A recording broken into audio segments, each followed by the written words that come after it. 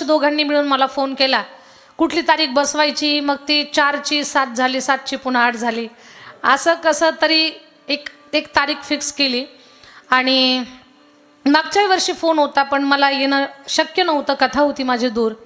माझी विद्यार्थिनी परमेश्वरी ताईला इथपर्यंत पाठवलं आणि म्हणे दीदी एकदा तुम्हाला यावंच लागेल. यावर्षी योग आला, डॉक्टर साहेब असतील, अनुराधाचे वडील असतील आणि यांच्या सगळ्याच्या वतीनं शब्दांची ताकद लावणारे दत्ता महाराज है ना. तर दत्ता महाराजांनी मला सांगितलं दीदी सेवा घ्यावीच लागेल, तुम्हाला यावंच लागेल. आणि मग मी माझ्याकडे सेवा स्वीकारली. 2-4 फोन झाले सेवा घेत असताना आणि आम्ही इथे येऊन पोहोचलो. खूप चांगलं स्वागत केलं. मी तर सर्व गावकऱ्यांचे मनापासून धन्यवाद व्यक्त करते की तुम्ही या छोट्याशा गावामध्ये, खरं गाव लहान आहे, या छोट्या गावामध्ये किती तुम्ही आत्मीयतेनं भक्तिभावानं आमचं स्वागत केलं, किती पाहुणचार केला. दिवाळीसारखं वातावरण, दिवे काय लावणं, फुलांची उधळण काय, स्वागत काय, सन्मान काय, हे मोठे मोठे गुलाबाचे हार काय, या प्रत्येक गोष्टीचं कौतुक करावं तेवढं कमी आहे.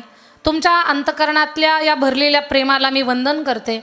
अशीच माया, असंच प्रेम आपल्या परमार्थावर, संप्रदायावर, साधू संतावरती तुमचं राहावं आणि भगवान परमात्माचा आशीर्वाद तुम्हाला एवढा लागावा की तुम्ही तुमच्या जीवनामध्ये उन्नत व्हावं, एवढी मी परमेश्वराच्या चरणी प्रार्थना करते. आज कीर्तनाच्या साथीसाठी अतिशय सुंदर तयारीचं ज्यांचं मृदंग वादन आहे